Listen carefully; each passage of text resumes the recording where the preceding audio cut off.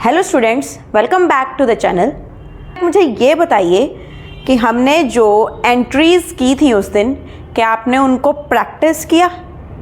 अगर प्रैक्टिस किया तो आज की वीडियो बहुत यूज़फुल होगी, क्योंकि आज हम सीखेंगे लेजर अकाउंट्स बनाने। लेजर अकाउंट्स बनाने के लिए बच्चों ध्यान में क्या रखना है कि किसकी बुक्स में कितने अकाउंट्स बनेंगे, द पॉइंट। ठीक है, अब परचेज़र की बुक्स हैं। परचेजर की बुक्स में फॉरमोस्ट अकाउंट हो गया वेंडर का, ठीक है। दूसरा अकाउंट हो गया एसेट का। ये जो दो अकाउंट है, वेंडर का और एसेट का, सबसे इंपॉर्टेंट अकाउंट बनेंगे ये। बाकी सप्लीमेंट्री अकाउंट साथ में बहुत है, बट अगर क्वेश्चन बोले कि दो ही बनाने हैं तो मेन बच्चों ये दो अकाउंट है। ऐसे तो अकाउंट इंटरेस्ट का भी है, डेप्रिसिएशन का भी है, बैलेंस शीट भी पड़ी है, P&L भी पड़ा, बनाने को बहुत कुछ है, but balance sheet is not a account. वो तो फाइनली एक है, क्या है वो, स्टेटमेंट है। मेन आपके ये दो अकाउंट है जो आपको बनाने सीखने हैं। अब जो वेंडर है, वेंडर एसेट का अकाउंट मेंटेन क्यों करेगा? उसके लिए कोई जरूरी नहीं है, तो वो मेंटेन करेगा सिर्फ परचेजर का अकाउंट। फाइन।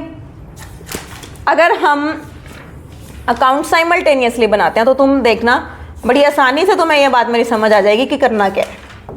ठीक है, मैं आपको ना परचेजर और वेंडर का अकाउंट बना के दिखाती हूँ, आपको पता चलेगा कि एंट्रीज क्रॉस कैसे कर रही है।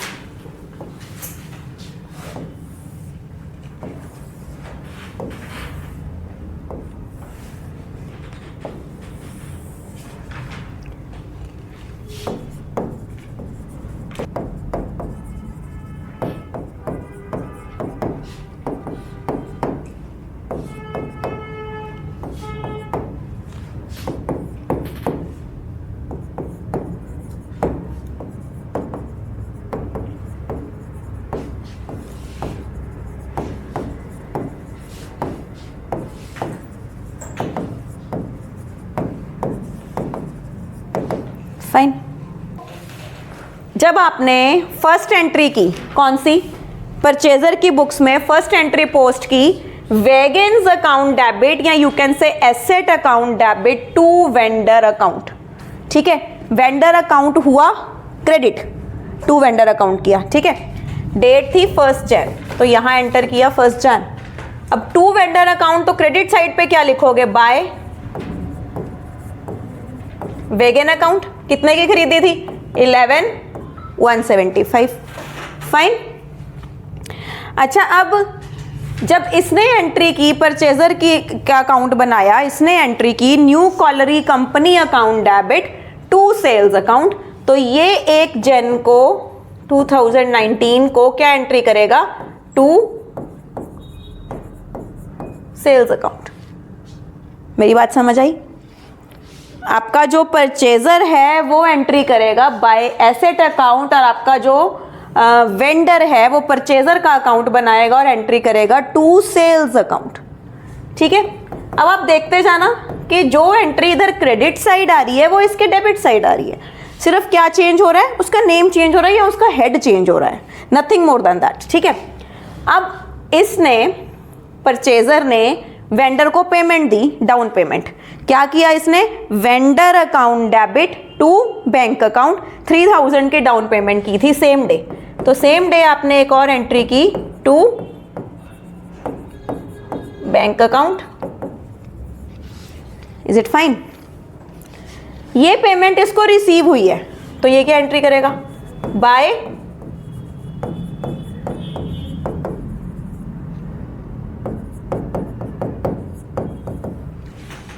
Got it? इस एंट्री में कोई डाउट नहीं है ना? अब 31 दिसंबर को हमने इंटरेस्ट ड्यू किया था फर्स्ट इंस्टॉलमेंट का इंटरेस्ट ड्यू किया था, कितना, 409 रुपीज। तो अब यहां पे सिर्फ डेट चेंज होगी, ईयर चेंज नहीं होगा, ईयर 19 रहेगा। यहां पे लिखोगे 31 दिसंबर। क्या एंट्री थी, interest account debit to vendor account, तो इधर एंट्री करो बाय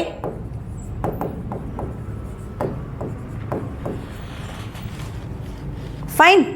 क्या एंट्री हो गई, बाय इंटरेस्ट 409। एंट्री क्या थी, याद करो, interest account debit to vendor account. हम ना तो इंटरेस्ट अकाउंट बना रहे हैं ना हम कोई और अकाउंट बना रहे हैं, हम फिलहाल वेंडर के अकाउंट पे कंसंट्रेट कर रहे हैं। तो वेंडर क्रेडिट हो रहा है तो क्रेडिट साइड पे कर दो bye interest.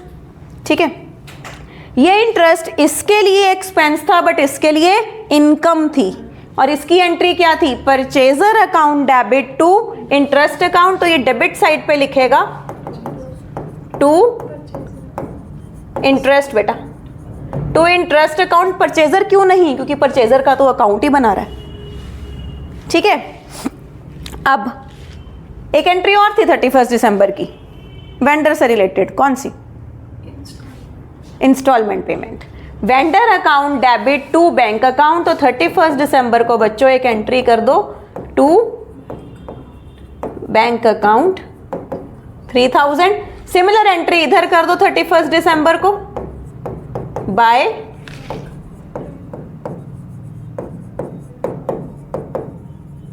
Is it fine?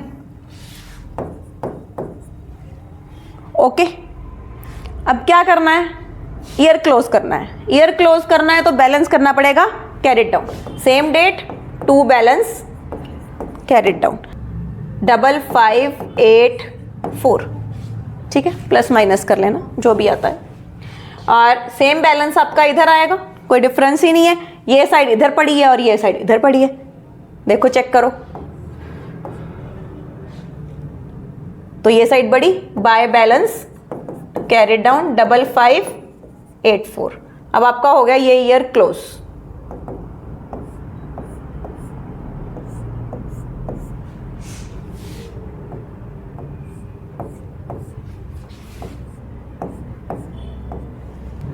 अब आ गया आपका 2020, यहां भी और यहां भी। ठीक है, 19 था, 1 जनवरी को ब्रॉड डाउन करो बाय बैलेंस ब्रॉड डाउन कितना 5584, और सेम बैलेंस इधर brought down to balance brought down.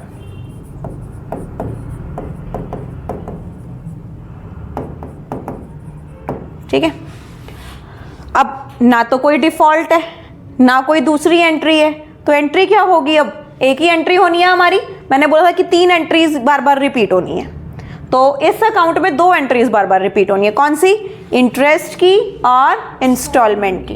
तो इंटरेस्ट ड्यू करो नेक्स्ट बाय इंटरेस्ट, और इधर आ जाएगा क्या, टू इंटरेस्ट। आपका नेक्स्ट इंटरेस्ट है 279 रुपीज, जिसको हमने टेबल से निकाल लिया। ठीक है, 279, राइट। इंस्टॉलमेंट की अमाउंट सेम थी बट डेट यहां पे चेंज हो गई। डेट क्या बन गई, 31 दिसंबर, क्योंकि एनुअल पेमेंट है, राइट।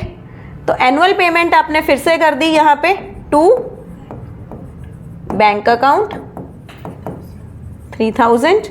डेट आ गई 31 दिसंबर 2020, फाइन। और ये रिसीव कर लेगा 31 दिसंबर बाय, इज इट ओके? अब क्या हुआ, अब फिर से हमारा हो गया balance carried down, to balance carried down by balance carried down, same date. हमारा बैलेंस कैरी डाउन आता है 2863। ईयर क्लोज टोटल कर दो दोनों साइड का, सेम ईयर क्लोज, फाइन। अब फिर से हमारे थर्ड ईयर के लिए क्या हो जाएगा, balance brought down by balance brought down 2863। इधर to balance brought down 2863, 19, 20, 21, 1 Jan, fine. Again 21, 1 Jan। अब आ गए आप बिल्कुल एंडिंग पे। इंस्टॉलमेंट है 3 की, 3000 की इंस्टॉलमेंट से ये अमाउंट माइनस हो जाएगी, बची हुई अमाउंट क्या बन जाएगी, इंटरेस्ट। तो यहाँ पे करो बाय इंटरेस्ट, अमाउंट आती है 137, और इधर करो टू इंटरेस्ट, अमाउंट आएगी 137, 31 दिसंबर। ठीक है, अब इसका अकाउंट हो रहा है सेटल, ये पे करेगा और ये रिसीव करेगा। 31 December two bank 3, close close.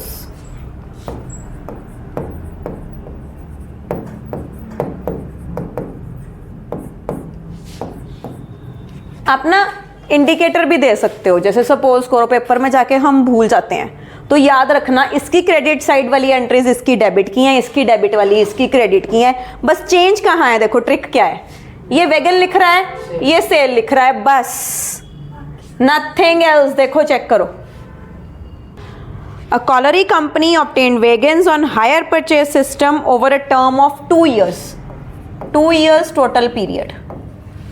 ठीक है, स्टार्टिंग फ्रॉम 1 Jan 2010। तो बच्चे पहले ये बात समझो कि 2 साल की बात कर रहा है, 10 और 11 यही हुए ना, 10 और 11 2 साल ही हुए। तो over a period of 2 years starting from 1 January 2010 instalments of 20,000 each were payable half yearly. 20,000 each half yearly 2 साल, हाफ ईयरली 2 साल 4 इंस्टॉलमेंट्स हो गई। ठीक है, तो आपकी कितनी हो गई है 80। First payment being made on 30th जून, पहली पेमेंट की इसने 30th जून, तो सीरीज बनाओ 30th जून 31 दिसंबर, ये दोनों पेमेंट्स फॉल करी 2010 में।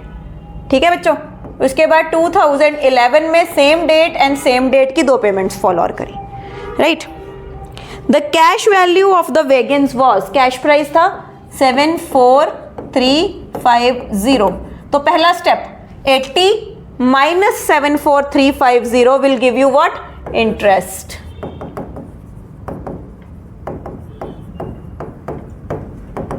ये इंटरेस्ट आ गया आपका 5650 का इंटरेस्ट। ओके, अच्छा अब ये जो आपका इंटरेस्ट है ये 4 इंस्टॉलमेंट्स में। अच्छा एक पॉइंट और नोट करने वाला, डाउन पेमेंट नहीं है यहाँ पे, no down payment, only instalments. Fine. तो अगर हम परचेजर के बुक्स बनाते हैं, चलो परचेजर के बुक्स में जर्नल एंट्रीज करके देख लेते हैं।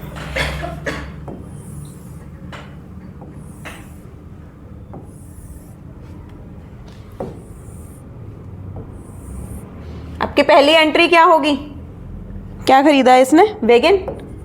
तो wagons account debit to vendor, amount कितनी आएगी 74350। हमेशा क्या आएगा यहाँ पे, हाईलाइट कर लो, लिख लो चाहे, कैश प्राइस हमेशा।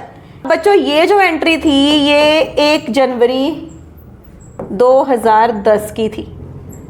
ठीक है, 6 महीनों का पीरियड आया, 6 महीनों का पीरियड फॉल करता है आपका 30th जून 2010 हो गया, 30th जून। ठीक है, 30th जून 2010 पे आपका लगा इस अमाउंट पे 6 मंथ्स का इंटरेस्ट। इंटरेस्ट जो है वो है 6% per annum with half yearly rest. Half yearly rest मतलब एक बार में फुल ईयर का इंटरेस्ट कैलकुलेट नहीं करोगे। तो यह first calculation 74350 into 6/100 into 6/12 calculate करो क्या आता है। ये अमाउंट आती है आपकी, चलो कम ऑन कैलकुलेट, 2230.50। फाइन। तो आपकी फर्स्ट एंट्री क्या हुई बच्चों, interest account debit to vendor account, amount आई 2230.50। अच्छा अब क्वेश्चन है मेरा एक, इंस्टॉलमेंट में इंटरेस्ट मुझे प्लस करना है या नहीं। क्या 20,000 में ये अमाउंट प्लस करनी है या नहीं करनी? ऑलरेडी उसमें है, कहाँ से पता चला? माइनस करके। अगर ये दोनों सेम आ जाते हैं तो इंटरेस्ट हम ऐड करेंगे। एंड करो, वेंडर अकाउंट डेबिट, डेट रहेगी सेम टू बैंक अकाउंट। बच्चों अमाउंट कितनी आएगी? गुड, ठीक है। अब आपका आ गया 31 दिसंबर। अब 31 दिसंबर को आप ये इंटरेस्ट कॉपी नहीं कर सकते हो। क्यों नहीं कर सकते हो?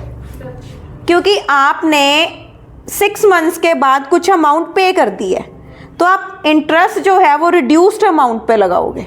रिड्यूस्ड अमाउंट कैसे निकलेगी? 20,000 में कितना इंटरेस्ट था? 2230.5 का इंटरेस्ट था।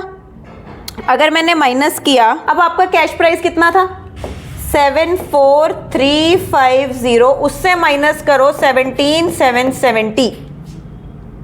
कैश प्राइस आपस में माइनस हो गया। रिमेनिंग जो इंटरेस्ट, अब आपका नेक्स्ट 6 मंथ्स का जो इंटरेस्ट लगेगा बच्चों, वो इस पे लगेगा, इस अमाउंट पे जो माइनस करके आएगी। ठीक है, माइनस करके ये आती है 56,850.50। अगर हम मतलब के राउंड ऑफ वगैरह का थोड़ा सा बुक से डिफरेंस आएगा 56,850 आएगी आई थिंक। हाँ, अब आप इंटरेस्ट इस पे 6% लगाओगे। अभी दोनों एंट्रीज रिपीट करो। कौन सी डेट को? 31 दिसंबर को। इंटरेस्ट अकाउंट डेबिट टू,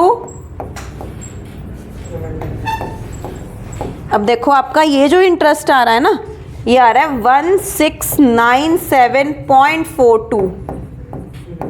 अब तुम समझो, अगर मैं फुल ईयर का इंटरेस्ट लगा दूं तो बेटा मैं इतनी अमाउंट ही नेक्स्ट टाइम पे करूंगी, मैं तो तुम्हें ज़्यादा इंटरेस्ट दे रही हूं। तो तुम ये देखो, अगर मैं 6 मंथ बाद कैलकुलेट करती हूँ तो मेरा इंटरेस्ट कंपैरेटिवली कम हो रहा है। फाइन, तो वो मिस्टेक नहीं करनी है। फुल ईयर का कैलकुलेट करके हाफ नहीं करना है, आपने 6 महीने बाद इंटरेस्ट दोबारा से कैलकुलेट करना है। अब आप फिर से इंस्टॉलमेंट पे करो।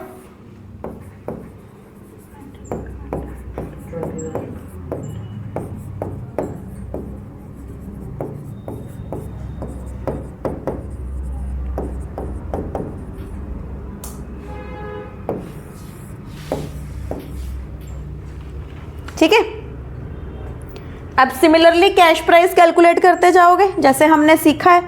6 मंथ से कैश प्राइस निकालते जाओगे, इंटरेस्ट निकालते जाओगे, और नेक्स्ट ईयर में ये 1, 2, 1 एंड 2 ये दोनों चारों एंट्रीज फिर से रिपीट होंगी। बट अब आप इस अकाउंट को क्लोज करोगे, P&L में अमाउंट ट्रांसफर करोगे, profit and loss account debit, ये जो इंटरेस्ट है इन दोनों को प्लस करके इकट्ठा डालोगे। देखो, P&L अकाउंट में जो अमाउंट ट्रांसफर होगी वो ईयरली ट्रांसफर होगी। तो जो इंटरेस्ट आपका पूरे साल का बनता है ना टोटल करके, वो P&L में ट्रांसफर करोगे। 6 महीने बाद ट्रांसफर नहीं करोगे। P&L तो साल में एक बार बनता है। डेप्रीसिएशन फुल ईयर का लगेगा, अनटिल एंड अनलेस क्वेश्चन ने कोई आपको कुछ बोला नहीं है। तो डेप्रीसिएशन आप लगाओगे फुल ईयर का और वैसे ही अकाउंट बनाओगे। क्लियर? कि वीडियो को आपको ध्यान से देखना है, क्वेश्चंस को प्रैक्टिस करना है, ताकि कल की वीडियो आपको बहुत अच्छे से समझ आए।